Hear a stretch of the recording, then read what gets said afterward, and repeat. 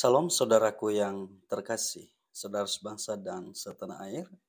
Ibu ini membantah habis apa yang sudah dinarasikan oleh Najwa Shihab. Mari kita dengarkan penjelasannya. Shalom, saya Monique Rakers dari Fakta Israel. Saudara, kali ini saya ingin meluruskan narasi Najwa Shihab soal sepak bola Israel dan Palestina. Dalam konten YouTube-nya, Najwa menyebut Israel kerap melarang atlet Palestina. Hal ini terjadi tahun 2016, 2017, dan 2019. Nah, saudara, Israel dan Palestina ini adalah dua negara yang berbeda. Sehingga untuk melewati wilayah Israel, tentu saja atlet Palestina harus mendapatkan izin dari pemerintah Israel.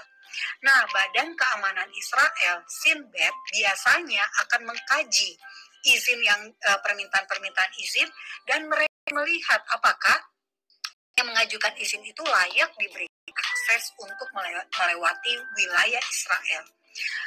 Biasanya kalau ada kaitan dengan terorisme, maka orang yang bersangkutan tidak akan bisa masuk wilayah Israel. Dan tentu saja sah-sah saja bagi Israel untuk menolak memberikan izin bagi siapa saja yang dianggap berbahaya. Jadi, tolong untuk membedakan antara wilayah negara Israel dan wilayah Palestina. Nah, kedua, Najwa menyebut tahun 1964 Israel membubarkan kompetisi independen rakyat Palestina dan menangkap penyelenggaranya.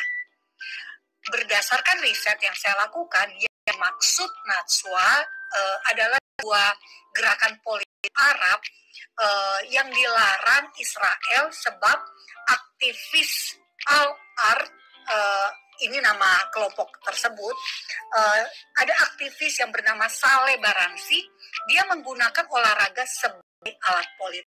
Padahal saat itu ingat tahun yang disebut Najwa adalah 1964.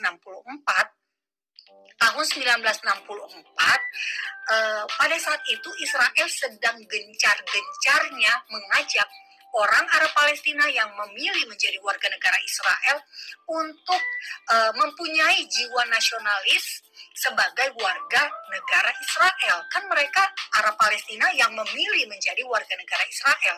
Sekali lagi, ini tahun 1964. Nah, tentu saja harus diingat bahwa itu adalah hak Israel juga untuk mengajak warga negaranya agar setia kepada negara Israel walaupun mereka adalah orang Arab Palestina.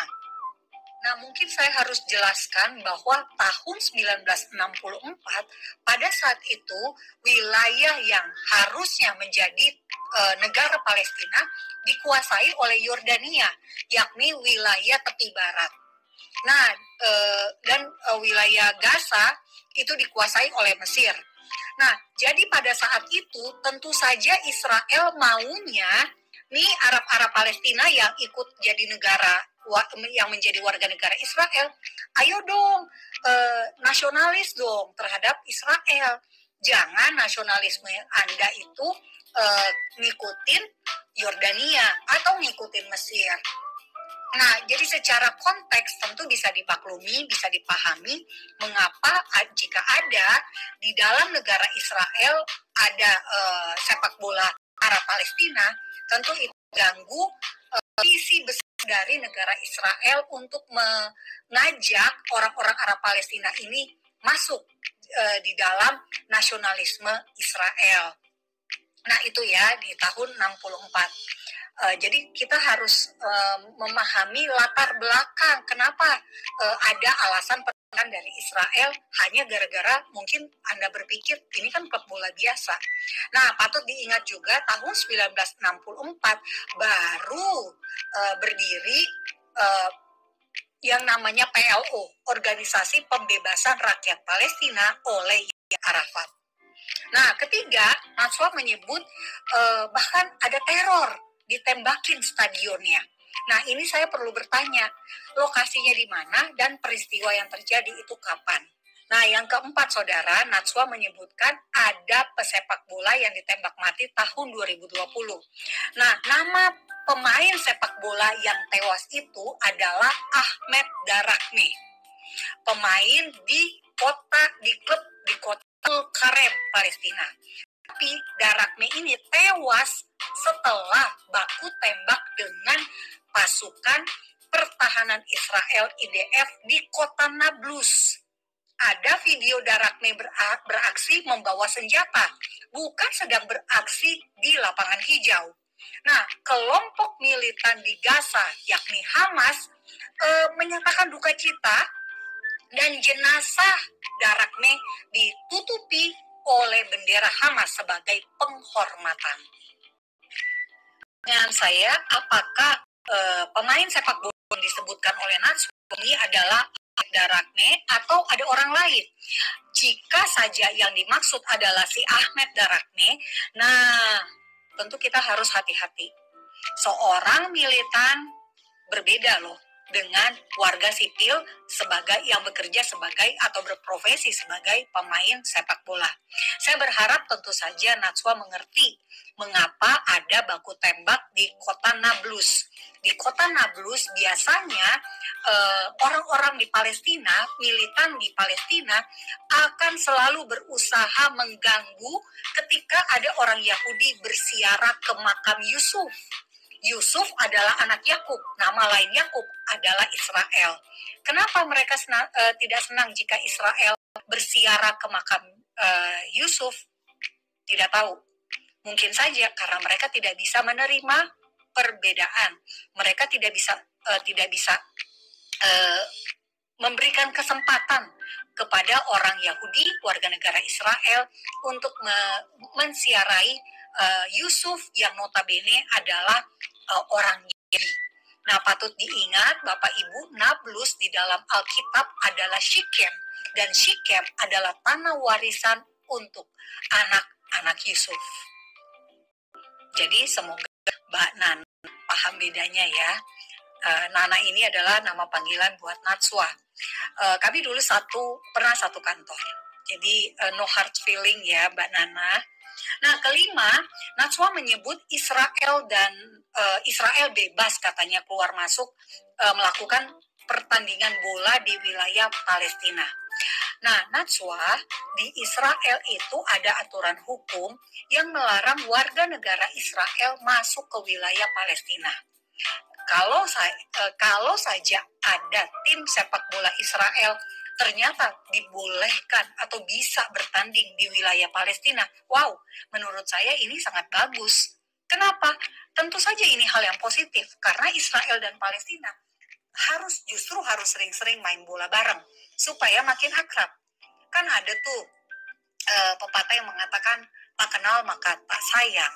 Nah, justru kita harus mendukung ketika orang-orang di Palestina dan orang-orang di Israel saling bertemu dalam suasana penuh sportivitas seperti bermain sepak bola. Nah, yang keenam, Natswa menyatakan ini bukan isu agama, tetapi ini isu kemanusiaan. Nah, mungkin kita harus memikirkan kembali pernyataan-pernyataan seperti ini. Apakah orang Yahudi warga negara Israel itu bukan manusia? Sehingga hak mereka untuk bertanding dalam ajang internasional itu harus ditolak, harus boikot. Kan mereka nggak punya kasus ya dengan Indonesia. Mereka tidak berkonflik dengan negara kita. Jadi kenapa kita harus memusuhi orang Yahudi? Kenapa kita harus memusuhi warga negara Israel? Nah, kemanusiaan kita di mana? Jadi kalau kita mau bilang, ayo dong kita kita ini harus menjadi manusia yang punya rasa kemanusiaan. Nah, tentu mempunyai rasa kemanusiaan itu tidak milih-milih. Kita toh lahir nggak bisa milih kan jadi orang apa. Begitu juga dengan orang Yahudi yang lahir sebagai warga negara Israel. Nah, mereka tentu tidak bisa memilih. Karena itu mari kita saling mengasihi sebagai sesama manusia. Itulah kemanusiaan yang sesungguhnya. Dan satu hal yang mungkin saya perlu tekankan juga adalah FIFA ini menolak kebencian. Tahun 2018, FIFA pernah melarang Presiden Asosiasi Sepak Bola Palestina, Jibril Rajob, terlibat aktivitas sepak bola selama setahun dan denda 20.000 dolar Amerika. Hanya karena si Jibril Rajob ini mengajak penggemar sepak bola di Palestina untuk membakar foto dan baju kaosnya Lionel Messi, pemain waktu itu sebagai timnas Argentina. Timnas Argentina mau bertanding persahabatan melawan timnas Israel di Yerusalem. Nah, orang-orang di Palestina jadi baper. Bagi FIFA, ini adalah ajakan menyebar kebencian dan dia dukung. Nah, karena itu, saudara, saya mengajak Anda semua merenung narasi-narasi dari sejumlah tokoh politik, influencer, para selebritas sosial media yang beredar di sekitar kita. Apakah narasi-narasi itu mengajak kita menjadi orang yang damai atau menabur benih kebencian? Salam damai dari Fakta Israel. Ya, saudara sebangsa dan setanah air, ya semoga saja apa yang disampaikan oleh Ibu ini bisa kita pahami bersama dan juga Mbak Najwa Shihab. Semoga mendapat pengertian dan pemahaman yang baik ya dari video ini. Nah, mari kita bijak dalam menanggapi soal isu-isu politik di Indonesia dan kita semua tidak terprovokasi. Salam damai dari saya, RW Rius Warobu dari Pulau Nias di ujung Sumatera Utara. Sampai jumpa, Tuhan memberkati.